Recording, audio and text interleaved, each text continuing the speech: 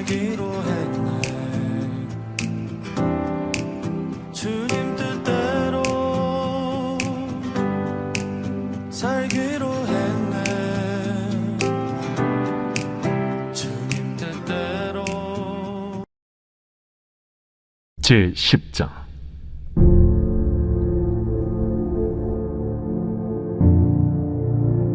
내가 진실로 진실로 너희에게 이르노니 문을 통하여 양의 우리에 들어가지 아니하고 다른 데로 넘어가는 자는 절도며 강도요 문으로 들어가는 이는 양의 목자라. 문지기는 그를 위하여 문을 열고 양은 그의 음성을 듣나니 그가 자기 양의 이름을 각각 불러 인도하여 내느니라. 자기 양을 다 내놓은 후에 앞서가면 양들이 그의 음성을 아는 고로 따라오되 타인의 음성은 알지 못하는 고로 타인을 따르지 아니하고 도리어 도망하느니라. 예수께서 이 비유로 그들에게 말씀하셨으나 그들은 그가 하신 말씀이 무엇인지 알지 못하니라. 그러므로 예수께서 다시 이르시되 내가 진실로 진실로 너희에게 말하노니 나는 양의 문이라.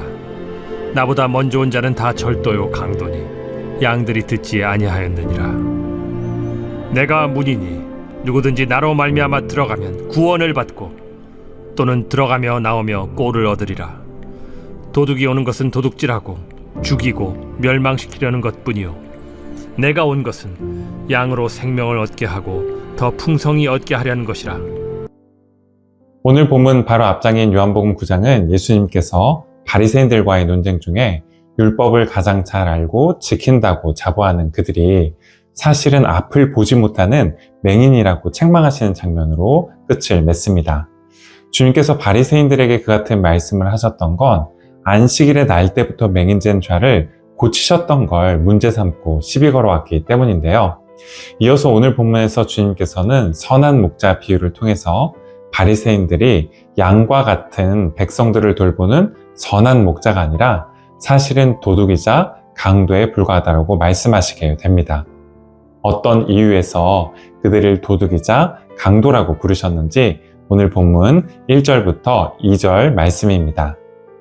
내가 진실로 진실로 너희에게 이르노니 문을 통하여 양의 우리에 들어가지 아니하고 다른 데로 넘어가는 자는 절도며 강도요 문으로 들어가는 이는 양의 목자라. 목자는 양들이 머무는 울타리에 문을 통해서 들어갑니다. 자연스럽고 정상적인 방법으로 양들에게 다가가서 양들을 돌보고 그 필요를 채워주게 됩니다. 그런데 도둑은 문을 이용하지 않습니다. 대신 울타리를 넘고 또 담을 넘어서 몰래 접근하게 되죠. 문지기에게 들키거나 잡히지 않고 자기 것이 아닌 양을 몰래 훔쳐야 하기 때문입니다. 사실 이스라엘의 참된 목자는 하나님 한 분이십니다. 하지만 하나님께서는 또한 여러 지도자들을 세워서 그 목자의 직분을 맡기셨습니다. 목자들을 통해 백성들을 돌보시고 그 필요가 채워질 수 있기를 바라셨죠. 그런데 문제는 목자들이 자기가 맡은 이 직분에 충실하지 못할 때가 많았다는 데 있었는데요. 예를 들어 에스겔서 34장 2절부터 4절까지의 말씀입니다. 인자야, 너는 이스라엘 목자들에게 예언하라. 그들 곧 목자들에게 예언하여 이르기를 주 여호와께서 이같이 말씀하시되 자기만 먹는 이스라엘 목자들은 화 있을진저 목자들이 양떼를 먹이는 것이 마땅하지 아니하냐. 너희가 살찐 양을 잡아 그 기름을 먹으며 그 털을 입되 양떼는 먹이지 아니하는도다. 너희가 그 연약한 자를 강하게 아니하며 병든 자를 고치지 아니하며 상한 자를 싸매주지 아니하며 쫓기는 자를 돌아오게 하지 아니하며 잃어버린 자를 찾지 아니하고 다만 포악으로 그것들을 다스렸도다. 하나님께서는 에스겔 선지자를 통해서 당시 이스라엘 백성들을 이끄는 목자들, 즉 지도자들을 책망하셨습니다. 그들이 양떼를 먹이기보다 자기의 배만 불렸기 때문입니다. 연약하고 병들고 상하고 쫓기고 잃어버린 바 된 양들에게 아무 관심을 갖지 않고 살찌고 기름진 양을 잡아서 안락하고 평안한 삶을 누리는데 온통 정신이 팔려 있었기 때문입니다. 백성들의 어려운 사정을 살피고 그들의 말에 귀를 기울이기보다 그들의 입을 막고 또 포악으로 다스렸기 때문이죠. 오늘 본문 바로 앞에 있는 요한복음 9장에 등장하는 바리새인들의 모습에서도 이 같은 모습을 볼 수 있는데요. 주님께서는 날 때부터 눈이 먼 맹인을 고쳐주셨습니다. 그의 눈을 열어서 이제까지 단 한 번도 볼 수 없었던 세상, 단 한 번도 볼 수 없었던 사람들을 바라볼 수 있는 은혜를 베풀어 주셨죠. 그런데 바리새인들은 오히려 이 일로 인해서 맹인의 부모를 불러서 다음과 같이 나무라고 정죄하게 되는데요. 요한복음 9장 28절과 34절 말씀입니다. 그들이 욕하여 이르되 너는 그의 제자이나 우리는 모세의 제자라. 그들이 대답하여 이르되 내가 온전히 죄 가운데서 나서 우리를 가르치느냐 하고 이에 쫓아내서 보내니라. 우리의 안과 밖, 우리 자신의 내면과 주변에서는 종종 이와 같은 소리들이 들릴 때가 있습니다. 우리를 정죄하는 말, 낙심시키는 말, 우리 안에 있는 기쁨과 감사를 잃어버리게 하는 말, 하나님을 향한 믿음과 신뢰, 또 우리 자신과 이웃들을 향한 사랑과 연민, 내일에 대한 희망을 앗아가 버리는 말들이 우리 안에서 또 사방에서 들려올 때가 있죠. 하지만 이런 말들이 우리가 들을 수 있는 유일한 말은 아닙니다. 저와 여러분의 선한 목자가 되시는 주님의 말씀 또한 늘 우리에게 들려오기 때문입니다.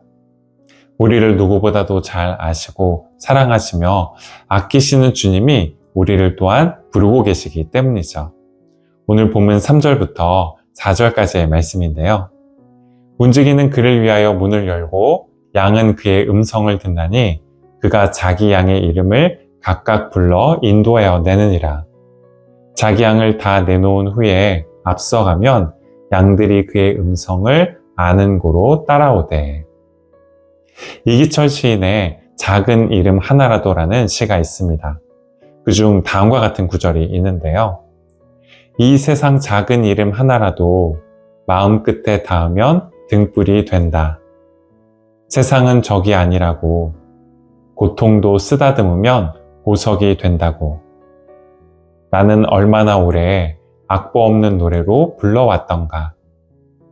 이 세상 가장 여린 것, 가장 작은 것, 이름만 불러도 눈물 겨운 것, 그들이 내 친구라고 나는 얼마나 오래 여린 말로 노래했던가.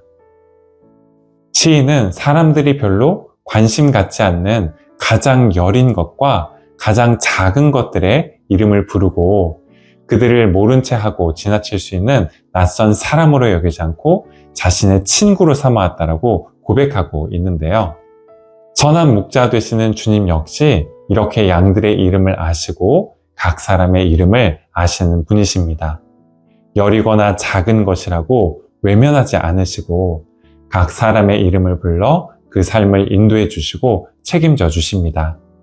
앞서 에스겔서 말씀에서 책망받았던 이스라엘의 지도자들, 또 요한복음 9장에서 날 때부터 앞을 보지 못했던 사람과 그의 부모를 정죄하고 위협했던 바리새인들과 달리 연약한 자를 불러 강하게 하시고 병든 자를 찾아가 고쳐주시고 상한 자들 곁에서 그 상처를 싸매주시는 분이십니다. 쫓기는 자를 불러 돌아오게 하시는 분이시고 잃어버린 자를 끝까지 찾으시는 분이시죠. 자기 음성을 쫓는 양들에게 생명을 얻게 하시되 더욱 풍성한 생명을 얻게 하시는 분이 바로 선한 목자 되신 주님이십니다. 오늘 본문 10절 하반절 말씀입니다.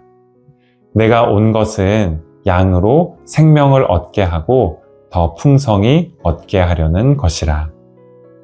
오늘 하루 선한 목자 되시는 주님의 이끄심과 말씀을 따라 풍성한 생명의 복을 누리실 수 있는 저와 여러분이 되시기를 바라겠습니다. 기도하시겠습니다.